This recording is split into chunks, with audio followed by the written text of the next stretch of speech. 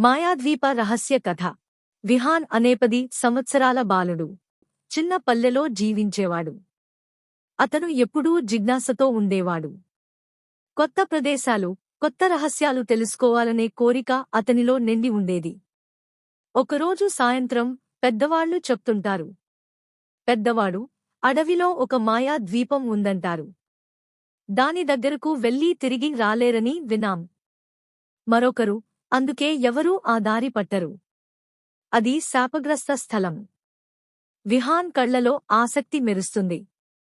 విహాన్, తనలో, అది నిజమేనా? లేక వాళ్ళు భయపెట్టడానికే చెబుతున్నారా? నేను తప్పక వెళ్లి చూస్తా. మరుసటి రోజు ఉదయం విహాన్ రహస్యంగా అడవిలోకి వెళ్తాడు. చుట్టూ ఎత్తైన వృక్షాలు, ఆకులమీద మంచుతుంపర్లు. మొదట పిట్టలు మధురంగా కూస్తాయి. కానీ లోపలికి వెళ్లే కొద్దీ శబ్దం తగ్గిపోతుంది.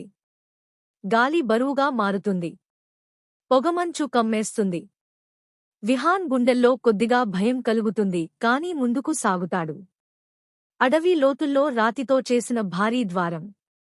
దాని మధ్యలో ఒక దీపంలా వెలిగే నీలి జ్వాల. విహాన్ దానిని తాకగానే ద్వారం కర్రకర్రమంటూ తెరుచుకుంటుంది. ఒక వింత గాలి విహాన్ని లోపలికి లాగేస్తుంది. లోపల చీకటి గది. గోడలమీద నీడలు నాట్యం చేస్తాయి. ప్రతి నీడలో వింత ముఖాలు, పెద్ద పెద్ద నవ్వులు. నీడలు, హహాహా, ఇక్కడికి వచ్చినవాడు తిరిగి వెళ్ళలేడు. నువ్వు కూడా నీడ అవుతావు. విహాన్ వెనక్కి తగ్గుతాడు. విహాన్, లేదు. నేను బయటికి వెళ్తాను. అప్పుడే బంగారు కాంతిలో ఒక మాయా పక్షి ప్రత్యక్షమవుతుంది.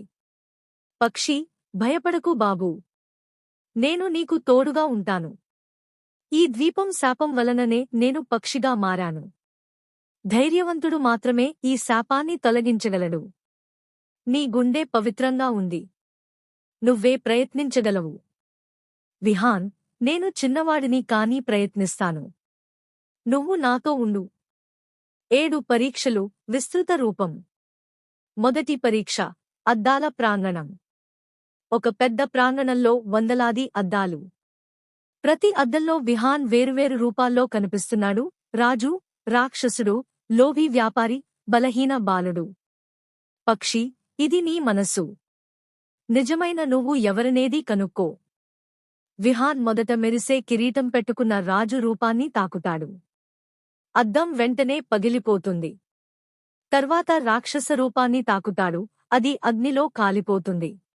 చివరికి ఒక చిన్న అద్దంలో సాదాసీదా, అమాయకమైన తన రూపాన్ని చూస్తాడు. దాన్ని తాకగానే మిగతా అద్దాలు అన్ని గాజు ముక్కలుగా మారిపోతాయి. దారి తెరుచుకుంటుంది. రెండవ పరీక్ష 2, శబ్దాల అడవి. గుబురైన పొగమంచులో అడవి. విహాన్ చెవుల్లో శబ్దాలు. విహాన్, ఇక్కడికి రా. అతని తల్లి స్వరం. నా వద్దకు రా, బంగారం ఇస్తాను. వేరొక స్వరం. నువ్వు బలహీనుడివి. రాక్షస కేకలు. విహాన్ గందరగోళానికి గురవుతాడు. విహాన్, ఇవన్నీ నిజమా? ఎవరిని నమ్మాలి?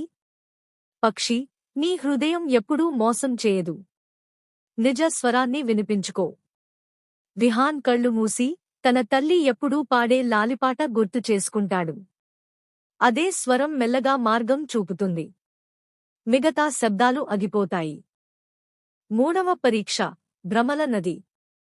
వెండి కాంతిలో మెరిసే నది. నీటిలో తన ప్రతిబింబం రాక్షసుడిలా మారి బయటికి వస్తుంది. ప్రతిబింబం, నువ్వు నిజానికి బలహీనుడు. నిన్ను నేను తినేస్తాను. విహాన్ వెనక్కి తగ్గుతాడు.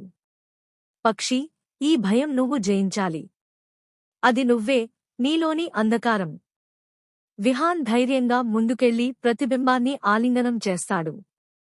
రాక్షస రూపం వెంటనే కరిగి నీటిలో కలిసిపోతుంది. నది ప్రశాంతమవుతుంది. వెండి వంతెన ఏర్పడుతుంది. నాలుగవ పరీక్ష, గడియారాల గది. వందలాది గడియారాలు గోడలమీద వేలాడుతున్నాయి. ప్రతి గడియారం వేరే భవిష్యత్తు చూపుతుంది. ఒకటిలో విహాన్ ధనవంతుడిగా, మరొకటిలో ఒంటరిగా, ఇంకొకటిలో వృద్ధుడిగా. విహాన్ ఆశ్చర్యపోతాడు. విహాన్, ఇవి నిజమా? నేను ఎలా ఉంటానో చూపిస్తున్నాయా? పక్షి, ఇవి మాయలు. భవిష్యత్తు అనేది నిర్ణయమవదు. ప్రస్తుతమే నీ సత్యం. విహాన్ ప్రస్తుత సమయాన్ని చూపుతున్న ఒకే ఒక గడియారాన్ని ఎంచుకుంటాడు. దాన్ని తాకగానే మిగతా గడియారాలు ధ్వంసమవుతాయి. 5వ పరీక్ష.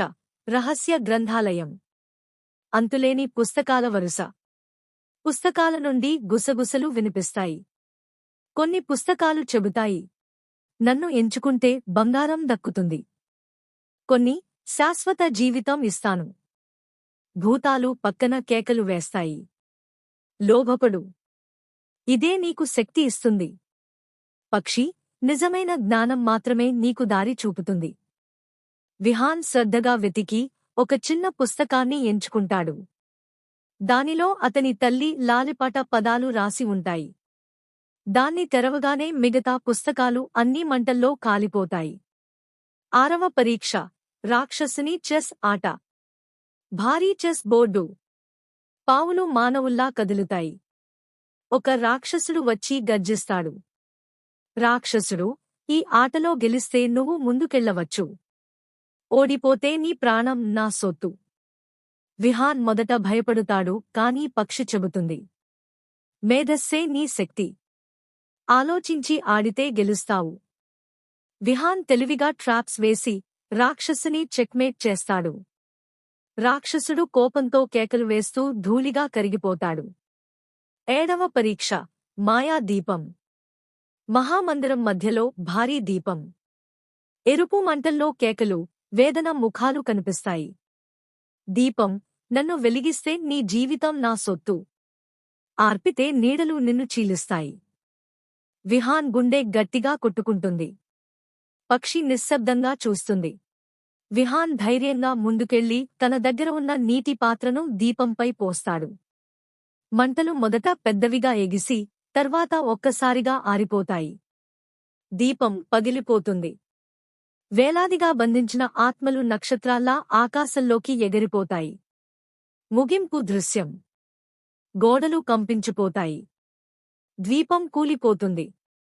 పక్షి కాంతి వెలుగులో మానవురాలిగా మారుతుంది.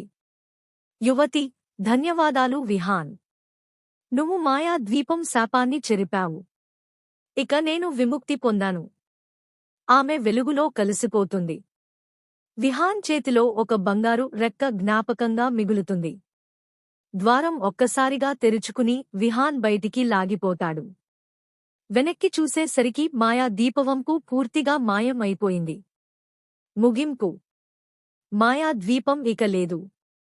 కానీ విహాన్ మనసులో మిగిలింది ధైర్యం, జ్ఞానం, నిజాయితీ.